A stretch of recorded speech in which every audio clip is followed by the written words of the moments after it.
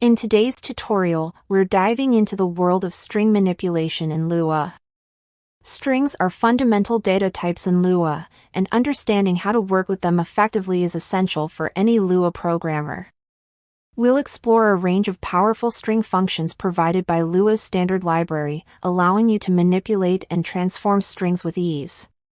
So let's jump right in and uncover the secrets of Lua's string functions. All over this tutorial, we'll be working with a variable called sample string that contains hello world. This string will serve as our playground for exploring the various string manipulation functions provided by Lua. We'll apply these functions to sample string to demonstrate their capabilities and see how they can be used to transform and analyze strings in Lua. So let's get started by delving into the fascinating world of string manipulation. Let's take a closer look at string.lower. This handy function allows us to transform any string to lowercase, making comparisons and data processing more flexible and consistent.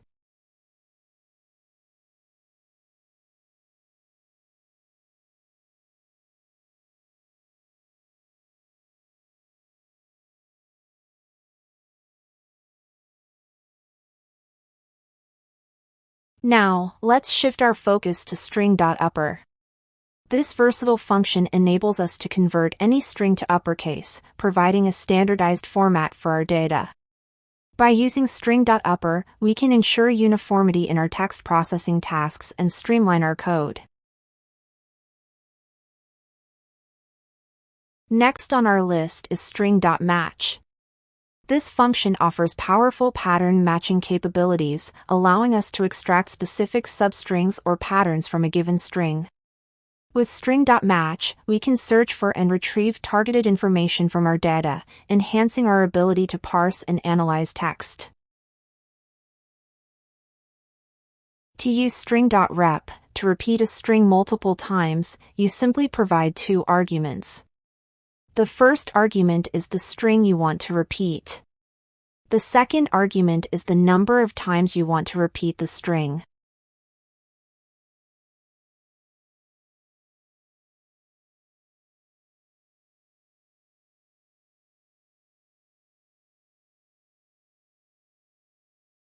String.reverse. This function allows us to reverse the characters in a string, transforming ABC into CBA. By leveraging string.reverse, we can quickly manipulate the order of characters within a string to suit our needs.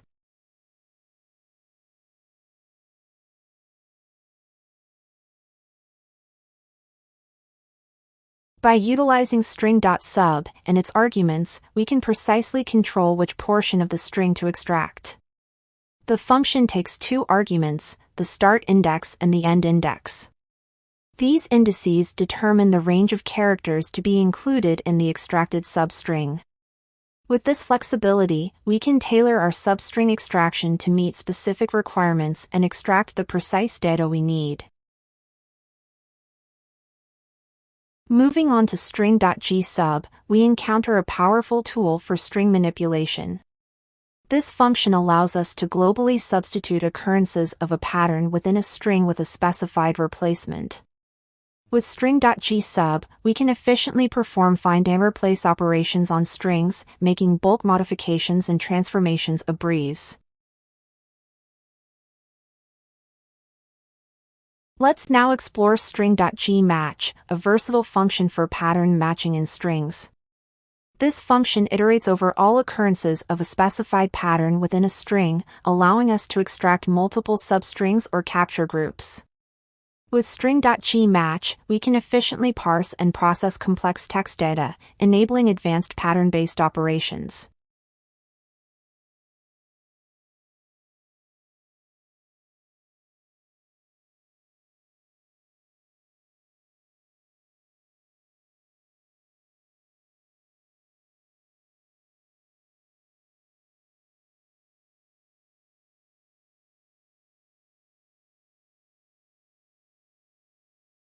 The string.byte is one of the most widely used Lua string library functions that takes a character or a string as an argument and then converts that character into its internal numeric representations.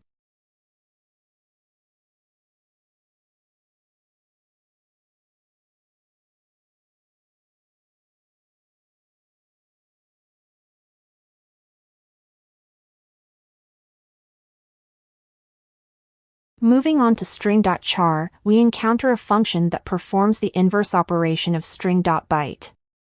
While string.byte retrieves the ASCII value of a character, string.char converts an ASCII value into its corresponding character. This function facilitates the creation of strings from ASCII values, allowing for flexible string manipulation and construction.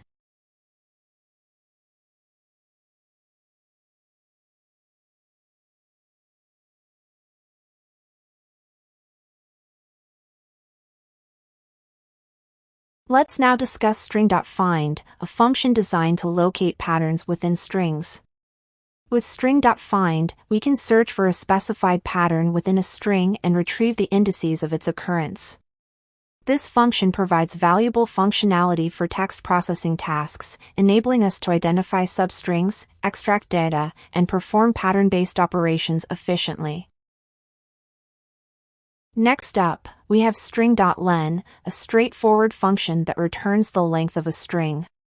With string.len, we can easily determine the number of characters in a given string, providing valuable insight into the size and structure of our textual data. This function serves as a fundamental tool in string processing, enabling us to perform length-based operations and validations with ease. String.format is used to create a formatted string. The format string in this example today is %s, the %dth day of the year. %s is a placeholder for a string value. %d is a placeholder for an integer value. The values Monday and 7 are provided as arguments to string.format. Monday replaces the %s placeholder, and 7 replaces the %d placeholder. The resulting formatted string is stored in the variable formatted string. Finally, the formatted string is printed to the console using print.